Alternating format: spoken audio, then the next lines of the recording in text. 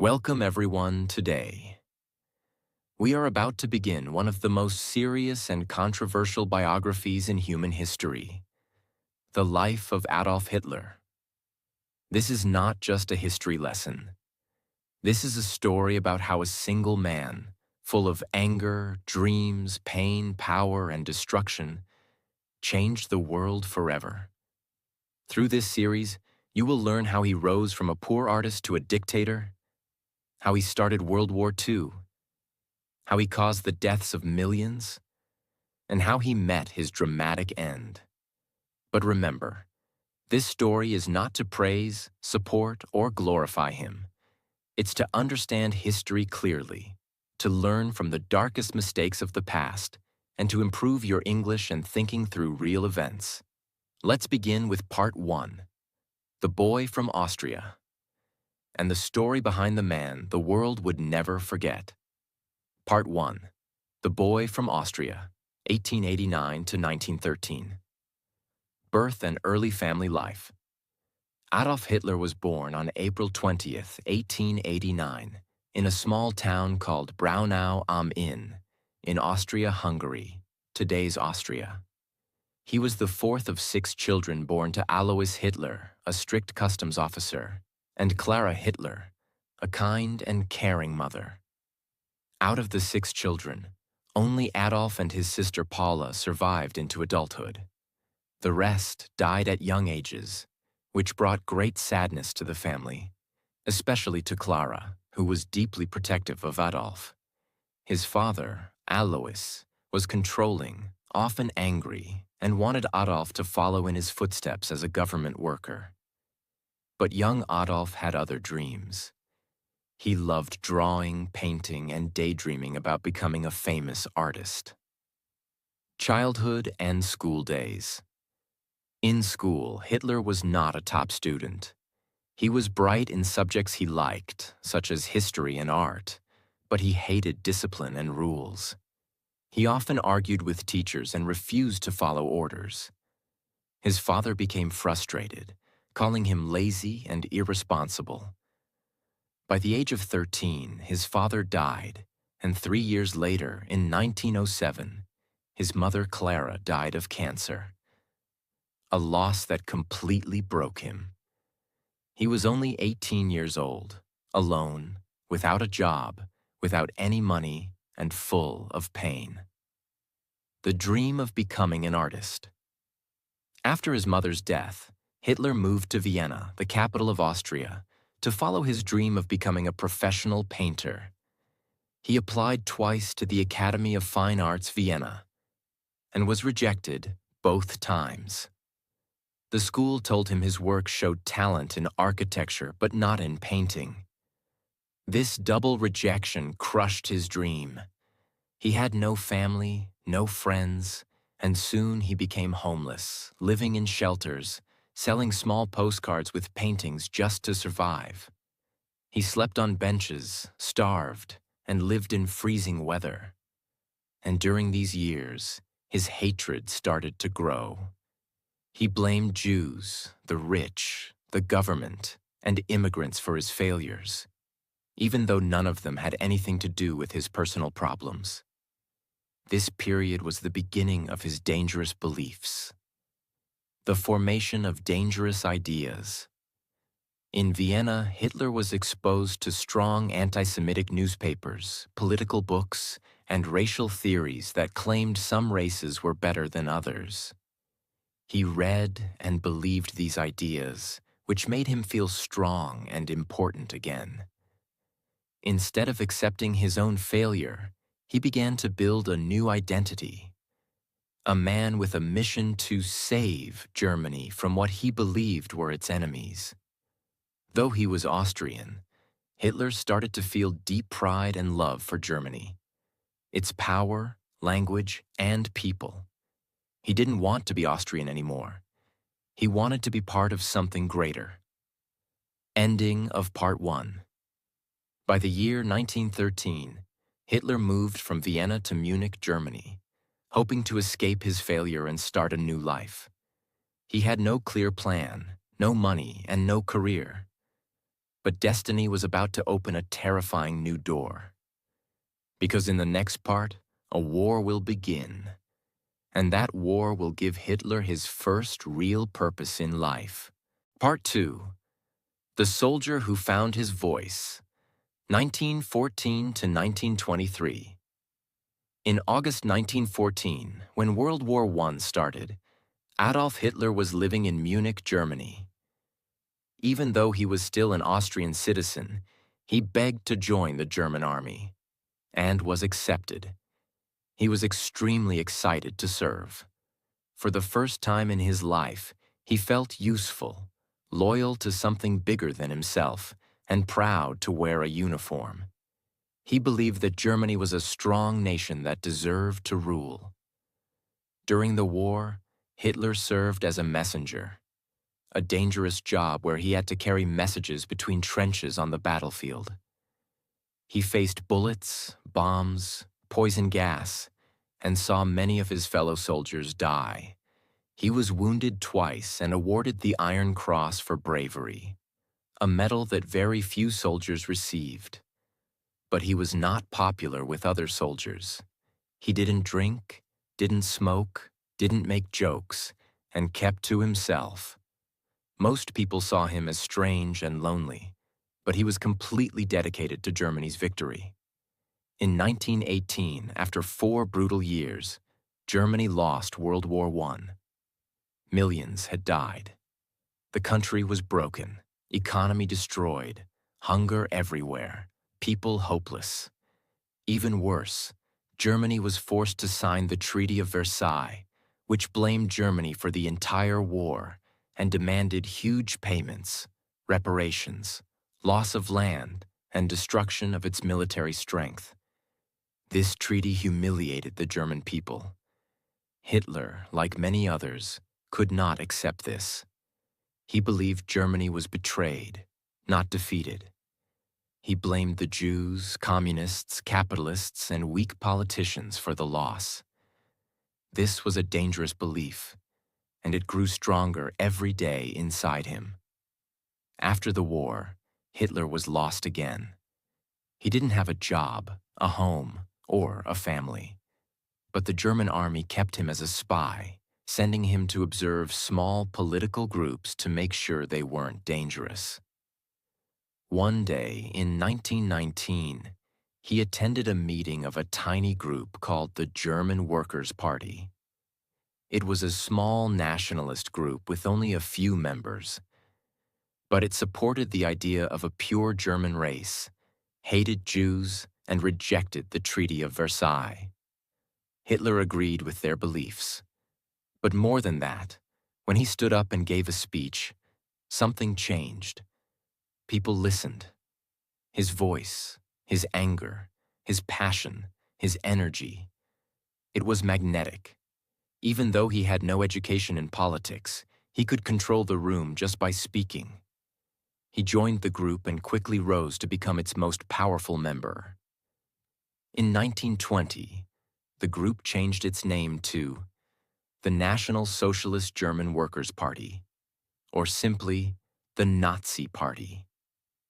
Hitler realized that his greatest weapon was his voice. He began to give speeches filled with anger, emotion, nationalism, and blame. He would shout, cry, pause dramatically, and point fingers. He blamed Jews, foreigners, communists, and the weak government for Germany's suffering. His message was simple: Germany can rise again. We are a great nation. We must remove the enemies from inside. These speeches, though hateful and dangerous, were powerful to a broken, jobless, angry population looking for hope. People started gathering in thousands to hear him speak.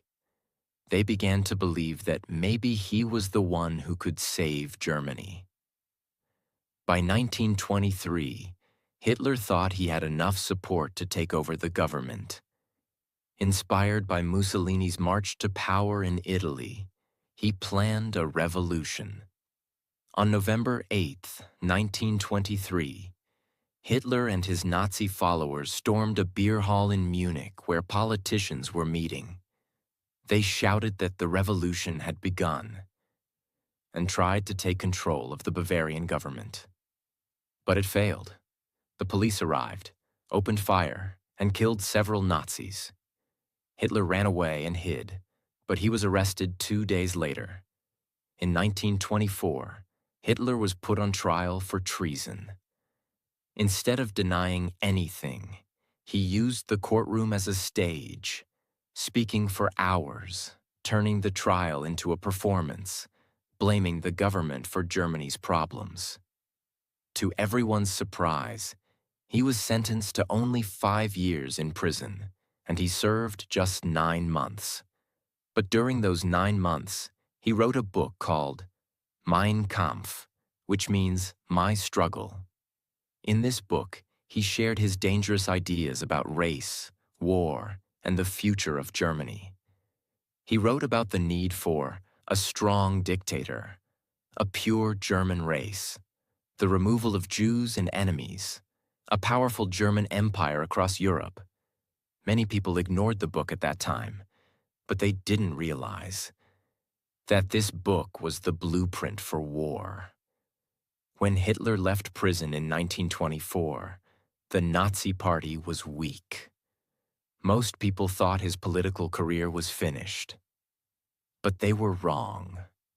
Part 3, The Rise of a Dictator, 1924 to 1939.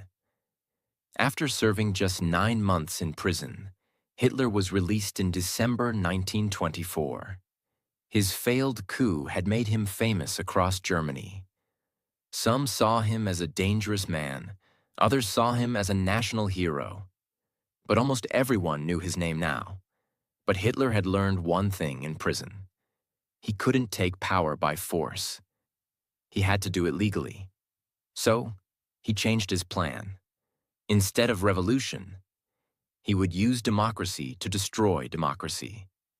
When Hitler returned to public life, the Nazi Party was almost dead. It had lost support, money, and members. But slowly, carefully, Hitler rebuilt it. He gave speech after speech. He promised jobs, food, hope, strength, and pride. He used fear of communism and hate for Jews to unite people. He created his own army, the SA stormtroopers, to protect Nazi rallies and attack political enemies on the streets. Most importantly, he created a powerful image, a leader who could not be broken, a man who had suffered with the people, a savior of Germany. By 1930, Hitler had built a machine, organized, violent, emotional, and persuasive. And then, something happened that gave him his biggest opportunity. In 1929, the global economy crashed. The Great Depression hit the world.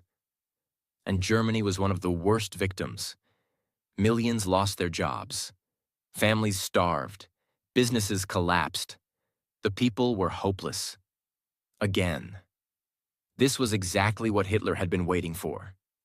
He stood up and said, "See, I warned you. The current leaders are weak. Only a strong man like me can fix this." People who never listened before now began to follow. In 1930, the Nazi Party went from 12 seats to 107 in the German parliament. By 1932, they became the largest party, with over 13 million votes. Still, Hitler didn't have full control. He wanted to be chancellor, the head of the government. At first, President Paul von Hindenburg refused. He didn't trust Hitler and thought he was too extreme. But Hitler kept building pressure. His party made alliances. They threatened unrest. They demanded power.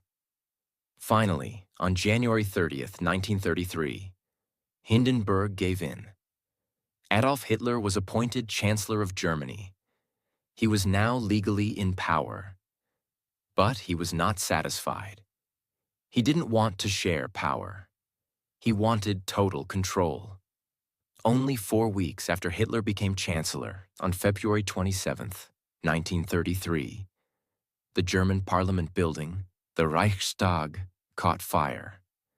A young Dutch communist was blamed, but many believed the Nazis started it themselves, as an excuse.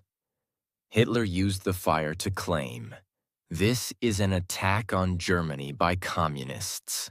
We must protect the people." With this excuse, he convinced the president to give him emergency powers, the Reichstag Fire Decree, which removed freedom of speech, press, and privacy. The very next month, he passed the Enabling Act, which allowed him to make laws without approval of Parliament. Now, he didn't just have power, he had absolute power. Once the Enabling Act passed, Hitler moved quickly. All political parties except the Nazis were banned. Trade unions were closed. Newspapers that criticized him were shut down. Jewish people were removed from government jobs, schools, and the economy.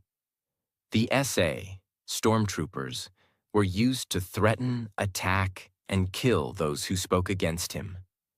By 1934, Hitler had full control of the government, the police, the courts, the military, and the media. When President Hindenburg died in August 1934, Hitler combined both roles, chancellor and president, and called himself Führer, the supreme leader of Germany. Between 1934 and 1939, Hitler began building the Germany he had imagined in his book Mein Kampf. 1. The Nazi propaganda machine. Led by Joseph Goebbels, the Nazis controlled all radio, newspapers, books, and films. Every message was clear. Germany is rising again. The Führer is our only hope. Jews are our enemy. 2. The Hitler Youth. Children were taken from schools and trained to worship Hitler. They were taught to hate Jews and prepare for war. 3. The SS and the Gestapo. These secret police organizations tortured and killed anyone who disagreed with Hitler. Fear became a normal part of daily life. 4. The Nuremberg Laws. These new laws in 1935 removed citizenship from Jews, banned marriage between Jews and non-Jews, and made anti-Semitism official government policy. 5. Rebuilding the military. Even though the Treaty of Versailles had banned it, Hitler secretly rebuilt Germany's army, created new weapons, and started training millions of soldiers. In 1936, Hitler sent troops into the Rhineland, a zone that was supposed to stay free of German soldiers. No country stopped him. In 1938, he took over Austria in a move called the Anschluss. Again, no one stopped him. Later that year, he demanded part of Czechoslovakia, and Britain and France agreed, thinking it would prevent a war. They were wrong, because Hitler had no plans for peace. He was preparing for something much, much worse. By 1939, Adolf Hitler had transformed Germany into a brutal dictatorship. The country was no longer free. Jews, political opponents, and anyone who disagreed were silenced or killed. The military was strong again. The people were brainwashed. Part 4 of the true and complete story of Adolf Hitler. On September 1st, 1939, Hitler ordered German troops to invade Poland.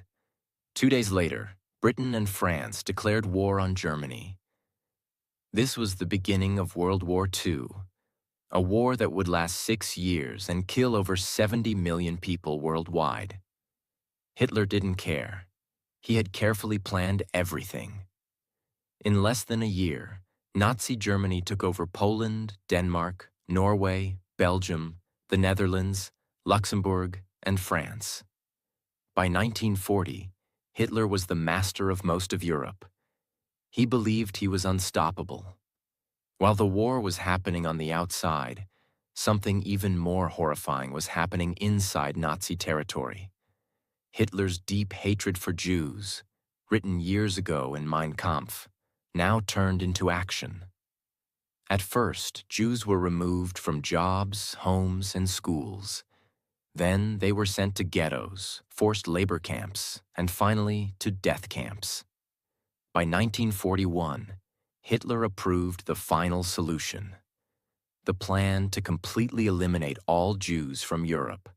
6 million Jews were murdered, along with millions of others: Roma people, disabled individuals, political prisoners, LGBTQ people, and more.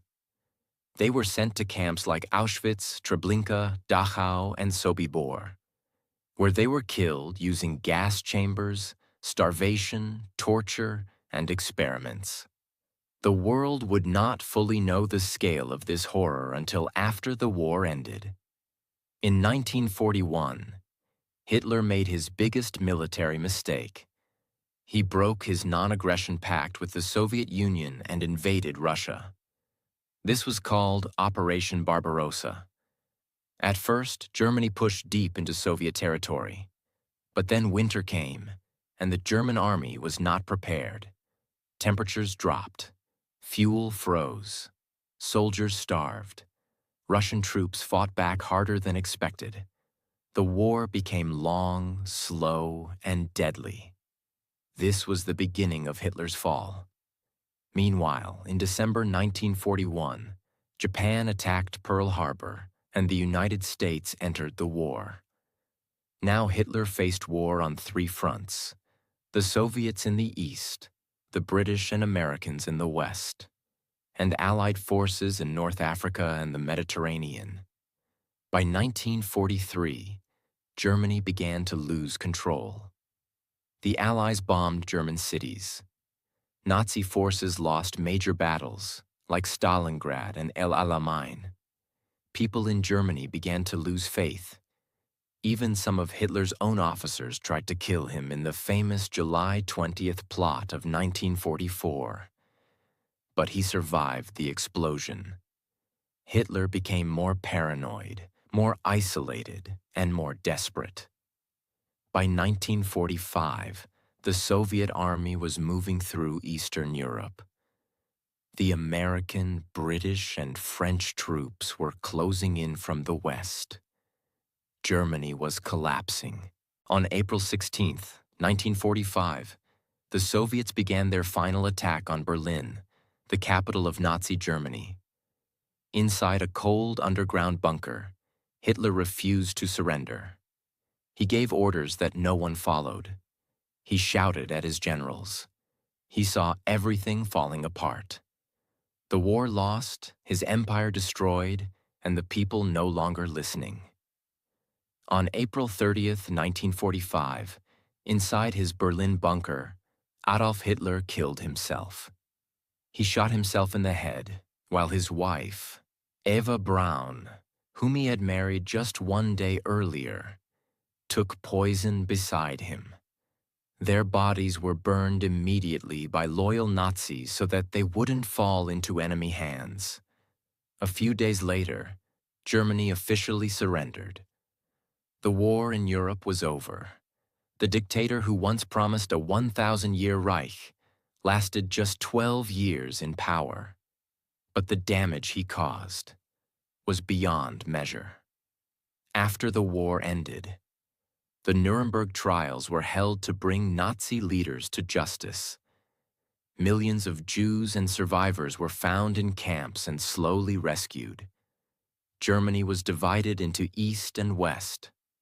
The world said, "Never again," and the United Nations was formed to prevent future genocide and world war. Adolf Hitler's story is not a story of success.